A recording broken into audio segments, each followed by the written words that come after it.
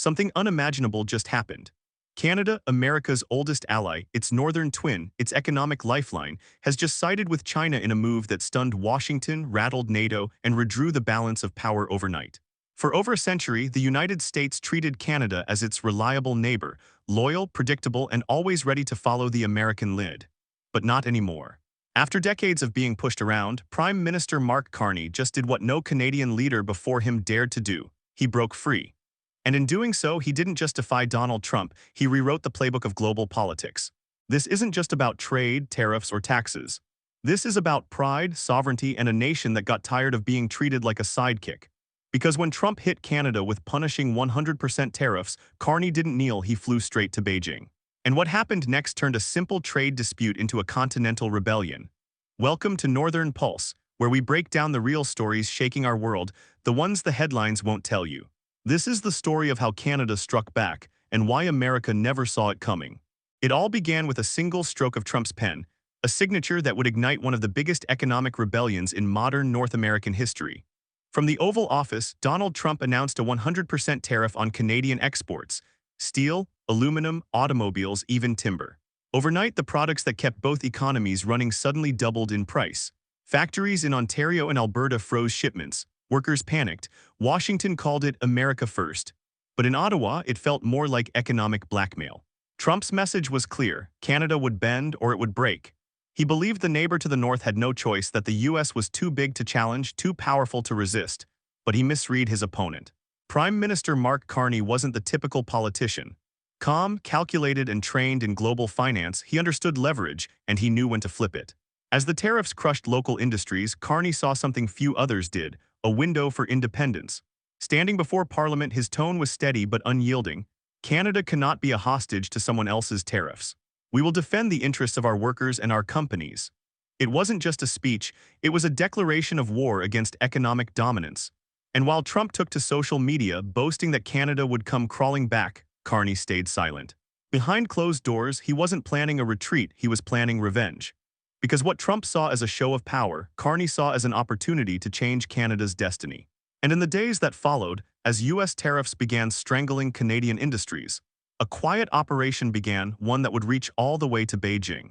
While Washington celebrated its new tariffs as a win for American workers, something far more dangerous was already in motion, a plan unfolding quietly, thousands of miles away. Just days after Trump's executive order, a small Canadian delegation boarded a discreet government jet bound for Beijing. Officially, it was a meeting about energy cooperation, but insiders later revealed the truth. It was the beginning of a strategic rebellion. According to Reuters and Bloomberg leaks, China had extended an offer that went far beyond trade. It wasn't about steel or lumber, it was about power.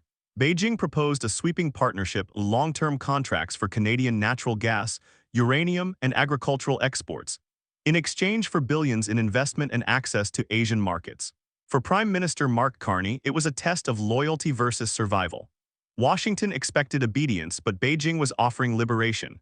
For decades, Canada had been tied to America's moods, punished when convenient, praised when useful. But now there was another path. The talks were held under tight secrecy, guarded by silence from both capitals. Officials used encrypted channels, private rooms, and backdoor briefings. Even senior ministers in Ottawa were kept in the dark. And yet the message was clear. China wanted Canada on its side, not as a junior partner, but as a gateway to the Western Hemisphere. When the delegation finally returned to Ottawa, something had changed. Carney's expression was calm, but his resolve was hardened. This wasn't about defying Trump anymore, it was about defining Canada's future.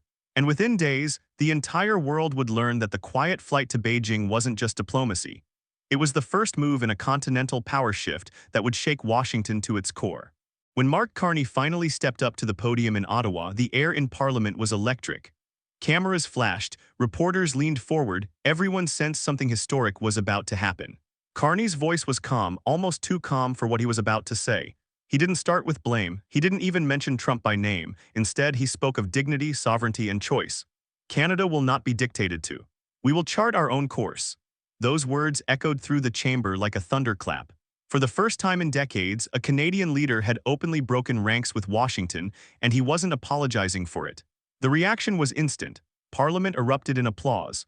Opposition leaders, even those who once criticized Carney, stood and clapped. Across the country, Canadians flooded social media with pride. Hashtags like number stand with Carney and number true north strong trended for days. But in the White House chaos, within hours Trump fired back on Truth Social, calling Carney a fake globalist puppet and accusing Canada of biting the hand that feeds it. Yet this time, the usual intimidation fell flat. The Financial Times called it a quiet revolution in the North. The Economist went further, labeling it economic separatism.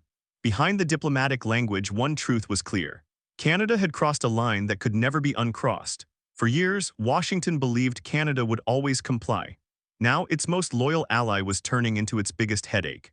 And as American officials scrambled to contain the fallout, they didn't yet realize this wasn't just a statement of independence. It was the opening act of defiance that would reshape the entire North American alliance. Because Carney wasn't finished yet, his next move would shake the global markets themselves.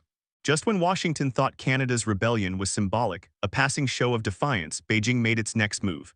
And this time it wasn't talk, it was money.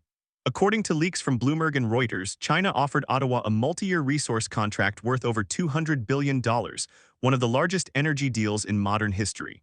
The proposal was staggering: guaranteed purchases of Canadian natural gas, uranium, and agricultural products for the next decade, in exchange for massive infrastructure investment across Canada's Pacific coast. New ports, new shipping lanes, billions in credit through the Asian Infrastructure Investment Bank. Beijing wasn't just buying goods, it was buying influence. And for Canada, the timing couldn't have been more perfect. With U.S. tariffs strangling its exports, factories shutting down, and prices surging, China's offer looked less like a gamble and more like a lifeline. Mark Carney didn't hesitate. In a private meeting with his economic advisors, he reportedly said, "They shut the door, China just opened another." The reaction was immediate. The Canadian dollar surged, Chinese markets rallied. And for the first time, Wall Street began to shake. Energy analysts warned of a continental shockwave, a shift that could rewire the entire North American supply chain. If Canadian gas and resources started flowing east instead of south, the United States would lose control over the very foundation of its industrial power. But in Ottawa, it wasn't panic, it was pride. Carney addressed the nation again, this time with quiet confidence. "We're not turning our back on the West, we're turning toward the world." That line would define the moment. Because while Washington saw betrayal, Canada saw rebirth. And the new world Carney envisioned had just begun to take shape. When news of the China-Canada deal hit Washington, it didn't just raise eyebrows, it triggered panic. Overnight, the U.S. realized its northern ally wasn't bluffing. Canada had switched sides and America was caught flat-footed. The headlines came fast and furious. Fox News branded Mark Carney a traitor to the continent. Marco Rubio called the move a betrayal of the Western alliance. And on conservative talk shows, hosts accused Ottawa of selling its soul to Beijing. But inside the White House, the mood wasn't outrage, it was fear. Trump's inner circle held emergency meetings, desperate to understand how their own economic weapon had backfired so brutally. The tariffs meant to break Canada had pushed it straight into China's embrace. According to leaked memos, the Pentagon even coined a chilling new phrase: continental economic vulnerability. For the first time, U.S. analysts openly warned that America could lose control of its northern energy lifeline, a dependency so deep it kept the U.S. industrial machine alive. Trump, furious, took to Truth Social again, posting in all caps, "Canada has been taking advantage of U.S. 4 years, that ends now." But this time, the threats rang hollow. Ottawa wasn't listening anymore. Carney refused every call from Washington. He didn't need permission or forgiveness. Across Canada, support for Carney's defiance soared, protests turned into celebrations. The quiet, polite neighbor had become the rebel of the North. And as U.S. lawmakers fumed on television, Beijing smiled. Because in one swift move, China hadn't just gained a trading partner, it had broken America's monopoly on the continent. And in Washington's panic, one truth became undeniable: the empire had just been outplayed by its oldest friend. While Washington spiraled into outrage, Beijing celebrated like it had just won a championship. China's state media rolled out wall-to-wall coverage of the new alliance, branding it a victory for cooperation over coercion. Within hours, a hashtag swept across Chinese social media: Number Northern Partner, symbolizing Canada as China's first true ally in the Western world. The tag exploded, racking up hundreds of millions of views overnight. For China, this wasn't just diplomacy. It was symbolism, proof that America's grip on the world was slipping. The Global Times published a fiery editorial: "America tried to isolate China, but in the end it isolated itself." That single line went viral. And across the Pacific, it wasn't just China rejoicing, it was Canadians too. For decades, Canada had been defined by politeness, predictability, and proximity to American power. But this time, the narrative flipped. Newspapers across the country called it a new path for the North. Business magazines ran cover stories celebrating record trade deals and Chinese investments flooding in. Even ordinary Canadians began feeling something rare: national pride. Mark Carney's approval ratings soared. He was no longer seen as a banker in a suit, but as the man who stood up to Washington and won. In cities like Vancouver and Toronto, people gathered waving Canadian flags, calling it the Economic Independence Day. Meanwhile, US media tried to spin the story as betrayal, but it didn't matter.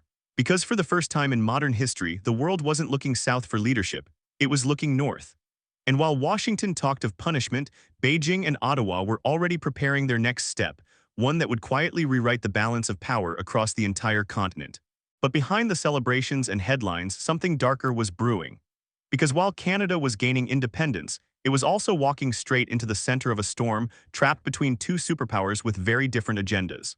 NATO allies began whispering about trust issues.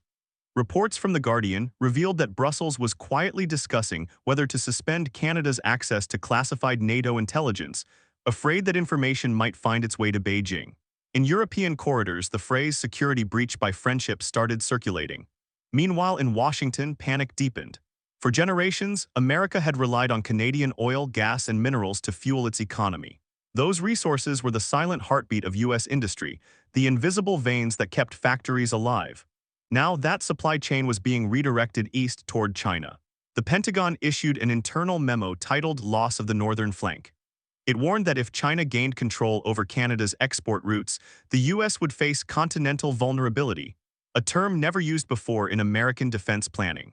Analysts at the IMF went even further, warning that a unified China-Canada industrial link could trigger the most significant economic realignment since World War II. And they were right. Because this wasn't just a trade deal anymore, it was a realignment of global power. America's post-war dominance, built on geography and loyalty, was starting to crumble from within. And the most painful truth: it wasn't China that took America's control, it was Canada that gave it up willingly, choosing sovereignty over submission. Trump had wanted to make America stronger. Instead, his own tariffs had fractured the very foundation of the alliance holding the continent together. The unthinkable had happened.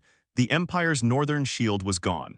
In the end, what began as a trade dispute spiraled into one of the most defining power shifts of the century. Trump thought tariffs would bring Canada to its knees. Instead, they pushed it into China's arms. The 100% tariff that was meant to break Canada's economy became the spark that awakened its sovereignty.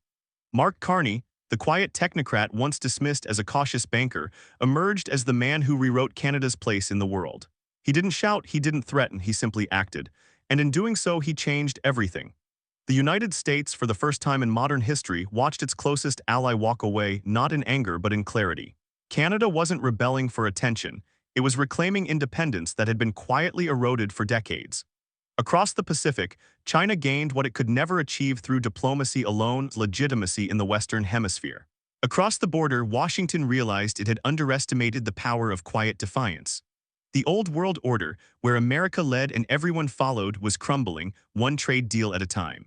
And as Beijing built ports on Canada's Pacific coast and new trade routes formed across the Arctic, one truth became undeniable: the North had chosen its own destiny. Trump's tariffs were meant to make America strong again. Instead, they exposed how fragile its dominance had become.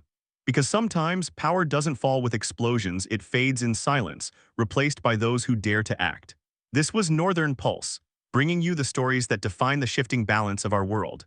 And this one, more than any other, proves that even the smallest nation can change the course of an empire.